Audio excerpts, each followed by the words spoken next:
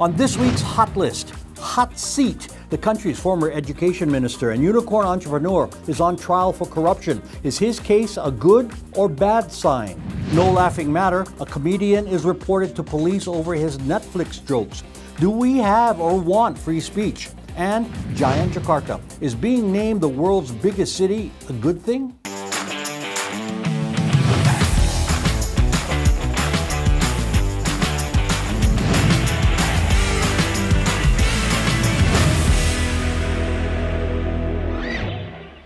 Hello and welcome. This is Hot Indonesia. I'm Dalton-Shahnaz-Sandiaga in Jakarta. Let's get to it. Here are my co-hosts. Sandiaga Uno is a former Minister of Tourism, former Deputy Governor of Jakarta, and still the point guard in Saturday morning basketball. And Shahnaz Sandiaga Uno, author, mom, and like the rose between two thorns, a yoga lover. I'm a yoga. I understand that, yes. Okay, hot topic number one, hot seat. He went to Harvard, founded the country's first unicorn company, Gojek, now valued at more than $10 billion, then was asked to join government as education minister. Nadiem was seen as fresh air blowing into the bureaucracy.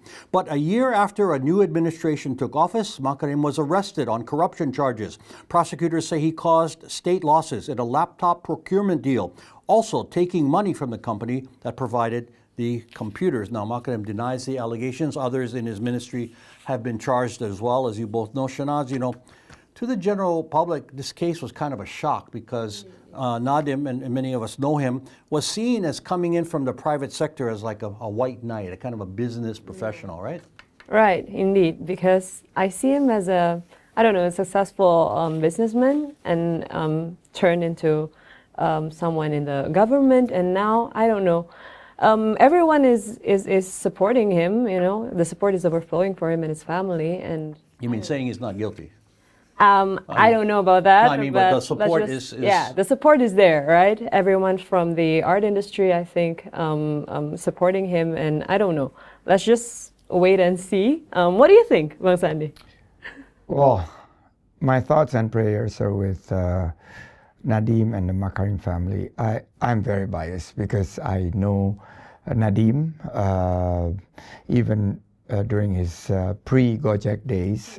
He comes from a very respectable family. His father, Nono Makarim, is a very, very, I would say, anchored lawyer in the corporate law that I used to come for legal advice. So comes from a very, very respected family that good background, obviously, very good background. And then background. He transitions from McKinsey. He pitched the Gojek ideas to us and in the private sectors. He got funded and make it like a unicorn.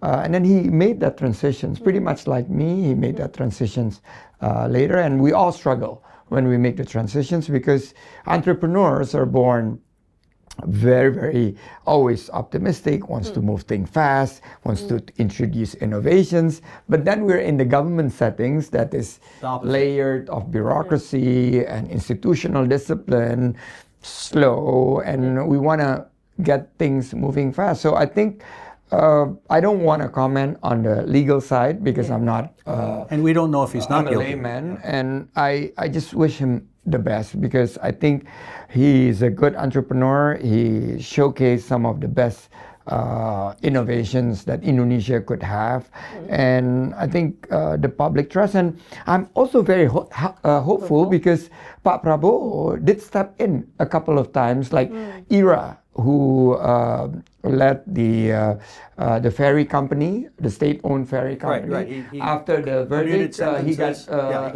she got amnesty, and we see the public trust are watching this, and issues about integrity, innovations, transparency is going to be laid out there. So I'm very hopeful that this will end up in a very, very... And we don't know. The legal process must play out. But, sources tell me that this began internally, that some in the education ministry already there was friction between Nadiem's new team, as you were mentioning, when you come in and try to change things, and you're a professional, you're not a government bureaucrat, and Sandy, you're a cabinet member, as you said. I mean, could this be what's happening? There's an internal conflict rather than an external investigation and somebody found out from the outside?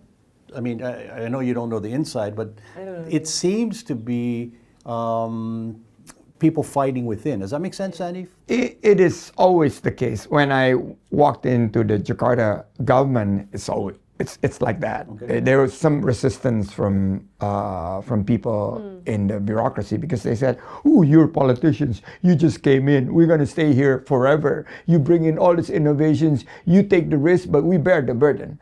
Something like that. And in the ministry is also like that. But at the end, I think Indonesia is a country that law has to be. Nobody is above the law. I think the court system will pretty much going to show that what really happens. And at the end, even like the Ibu Ira's case, the president's not mincing his word. He wants to get rid of corruption, but if he sees injustice, then he quickly. But some criticize that decision too, that he didn't let the courts play out. He overruled the court's decision. And we should talk about that. I would like to talk about that. But the specific amount that Nadiem is said to have taken was around $48 million. Now that's not a small amount. Yeah.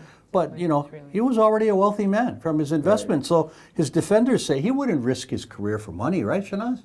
I guess so. And, the persona that he has, I think people respect him highly, right? So for 809 billion rupiah, I don't know. I think that's just silly if he does that. I don't know. What do you think? Well, they traced the paper trail of the deposits into his accounts. I mean, and it's probably could be a legitimate transfer of money, of investment money that was returned to him. But they had to have something on paper to have come up with these numbers, right? Now, it's very rare, as in a corruption case like this, that the defendant is found not guilty. I mean, we know our system. The prosecutors have all the chips, correct, San? But with any ruling, Sandy, doesn't this hurt the idea or the attraction of private sector professionals from entering government again?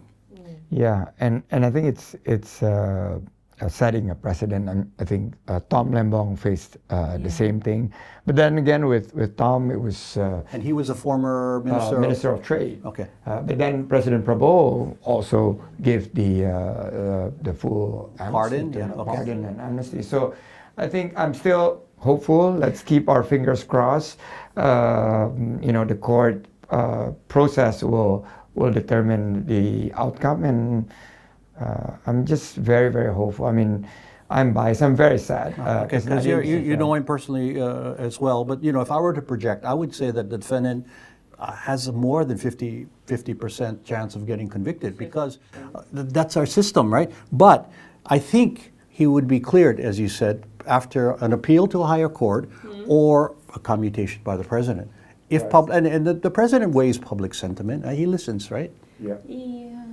Yeah. But you are very experienced on the Indonesian law because you went through a few years ago. And I was going to say, we both have had people. I went through the same. Yeah, anybody can file police charges. Anybody can do that, but we wait to see how the process works out. Okay, Hot Indo will continue shortly. No laughing matter. Does a comedian's jokes violate defamation laws? Hi, there's so many ways to watch the Indonesia Channel.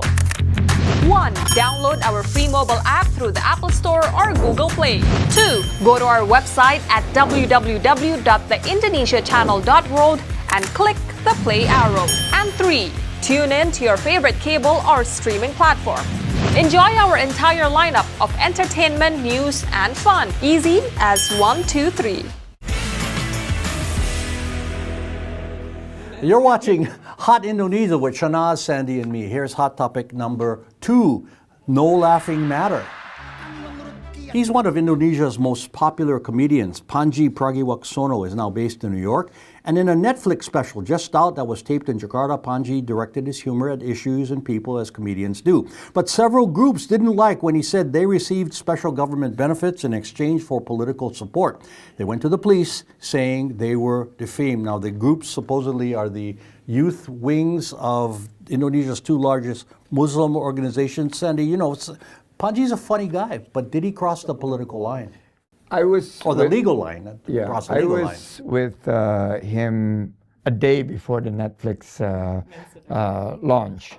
And he said, "Oh, bang, we were in New York together, and I attended his open mic sessions. He was very, he was very nice to invite me and my family. So there's 16 people in the audience. And only had seats for 10, so it looked packed. Yeah. So 5 is from Joko Anwar's family, 5 from my family, so about 6 people watching him. And he said, in Indonesia, 10,000 people showed up for my last big event, Mensrea, which will be launched tomorrow at Netflix. So we didn't know that it's going to be this big, but And this was back then, last month. yeah, last month, and I found it to be very funny. And legally, he actually knew that it's coming, and that's why he put a disclaimer whenever he's saying something that this is menurut keyakinan saya, or it is in my opinion, or it is in my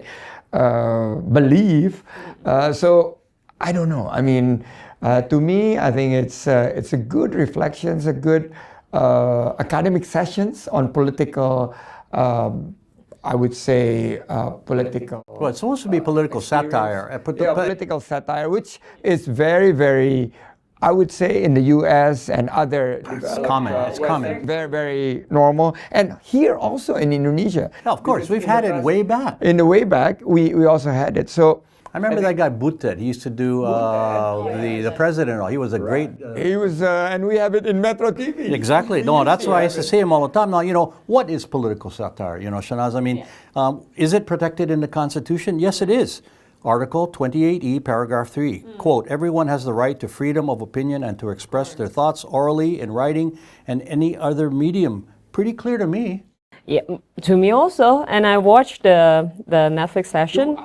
2 hours Netflix session, and it was so entertaining. And I think entertainment is a choice, whether you want to consume it or not. So I think, I don't know, from an artist's point of view, I think he has every right to say whatever he wants to say.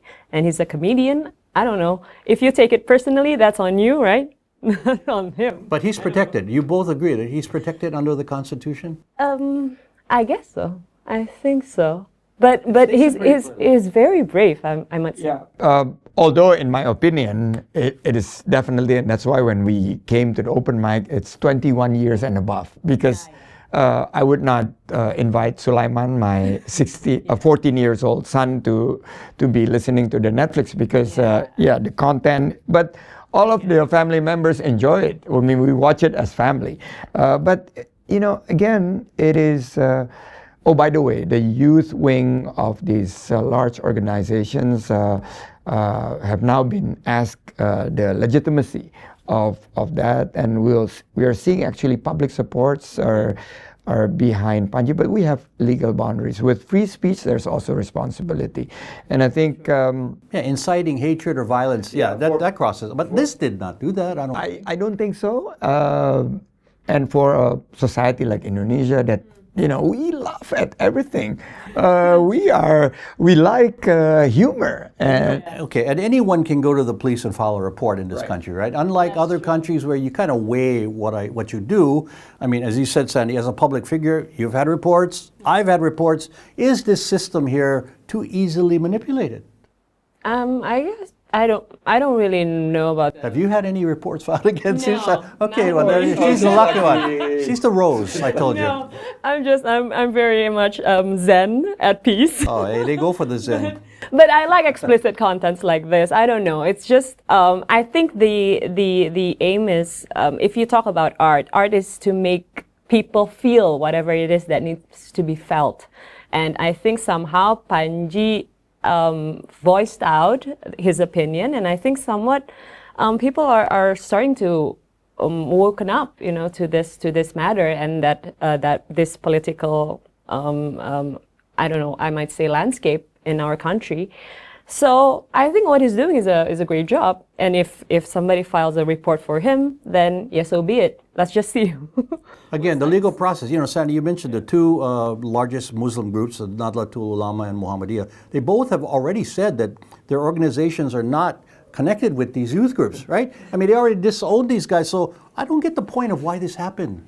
Well, it is democracy. Everybody has rights to voice their opinion, including to the police. Yeah, democracy is noisy. Yeah, but I think, within the 2 hours, and it's going to be very difficult for everybody to stay tuned for 2 hours, but, we stay tuned for 2 hours.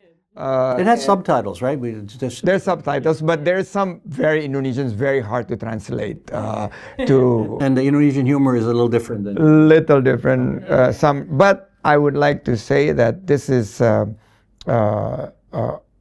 another test for our democracy and our legal system also, because we will have a new, the criminal code that is already passed is going to be implemented this year, so it's going to be tested. And I think somebody quoted that based on the new criminal code, this is not going to be able to be prosecuted. Okay.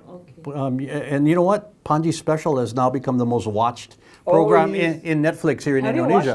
I've watched portions of it. The most streamed, and I think it's good for his business. Well, so any publicity is good publicity, as they say in the entertainment business. Okay. More Hot Indo is ahead. Giant Jakarta. Are there that many more people in the world's biggest city? The streets of the city are filled with people, cars, motorbikes, and unexpected obstacles to getting where you're going. But Drive Time gets you there in a unique live hour on the road. Watch as we navigate through the crowded capital to deliver people, packages, and even pasta to their destinations. Live and interactive on TIC and all social media platforms. Drive Time on the new Indonesia Channel. You're watching Hot Indonesia from Jakarta. Hot topic number 3, Giant Jakarta. Just 8 years ago, we were number 30. Now, according to the United Nations, we're number 1 in population. A recent report said Jakarta now totals 42 million people, replacing Tokyo at the top, with Dhaka moving up to number 2. Did millions more people move to the capital in the past 8 years? No. The UN is now, as you both know, including surrounding suburbs, including Depok, Bogor, and others in its recalculation. So it's a paper designation rather than a real one. In fact, Shahnaz, I actually feel that there's less congestion in Jakarta than when I moved here about 20 years ago. Yeah, I guess so. But I live in the outer greater. And you're counted now, so you're part Bintaro. of us. I live in Bintaro, Yeah. and I don't think that I really like it there, and I rarely go to Jakarta just for work and stuff. But I see things are getting better, actually. Less traffic congestion, but it's still sinking anyhow. But I have great hopes, though, for Jakarta. And I see the public transportations are also getting better, nicer. It seems the infrastructure is gearing up to match the growing population and the needs, right? The mass transit system, the subways came up a lot faster than in other countries where some are still being built. You know, Sandy, from the government perspective where you have the insights, aside from any new tourism slogan, you know, like, hey, we're the biggest, come see how big, you know, whatever they want to come up with, how does this report benefit or impact the city? First of all, thank you for, it must be the work of this vice governor who briefly served in 2017, 2018. Good job. Better infrastructure, better mass transport system. But we bow down, Sandy. but I believe that this is a good thing. Why? Because it's for the very first time that we have number 1 in the world in terms of in anything, in anything, but in terms of the size. But scale comes with visibility and responsibility, because you have to cater to the people who live in Jakarta and the surrounding areas. The healthcare, the educations, the affordability. I just got back from New York after the holidays, whereby it's getting more and more becoming, you cannot afford living in big cities, and Jakarta is facing the same issues. So I think the the size of the populations would also needs to come with solutions to make living in Jakarta affordable. How the cost of living in terms of rents, in terms of cost of food, cost of entertainment, cost of transport are within reach of the middle income as well as people in the bottom of the pyramid. You should be a public servant. You should go into politics.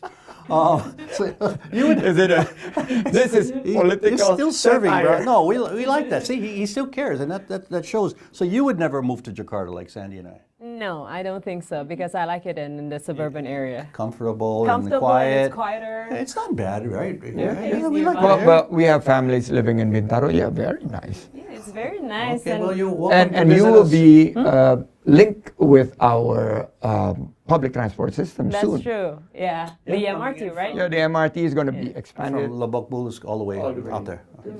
Okay, you're welcome to visit us anytime here in the big city, Shahnaz. Thank you. I'm working here. Okay. In the city. Oh, you're right. It is feedback time. All the way in Quebec, Canada, Mario wrote on Facebook, I wish you good success. Well, thank you very much.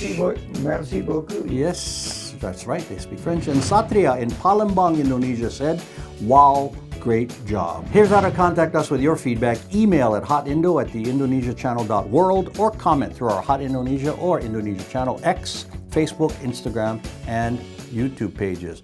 Final words, Shahnaz. I don't know. This just on top of my head. Trust that everything is aligning for you. Short but sweet. We like it. Okay. Final word, Sandy. Mom, please get well soon. May God give you speedy recovery. Sorry, I didn't know your mom's not well. Not well. Okay. But hopefully she's a fighter, so she will get Yes, she is. Yeah, everybody loves her. Okay, my final words. And speaking of this, we all go through difficult times. It's part of life, whether it's about family, money, or work. Struggle is inevitable.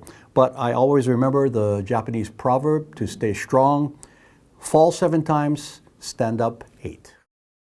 And that is Hot Indonesia for this week. For Shahnaz Suhartono and Sandiaga Uno, I'm Dalton-Shahnaz-Sandiaga. Thank you for watching. Please join us again next time.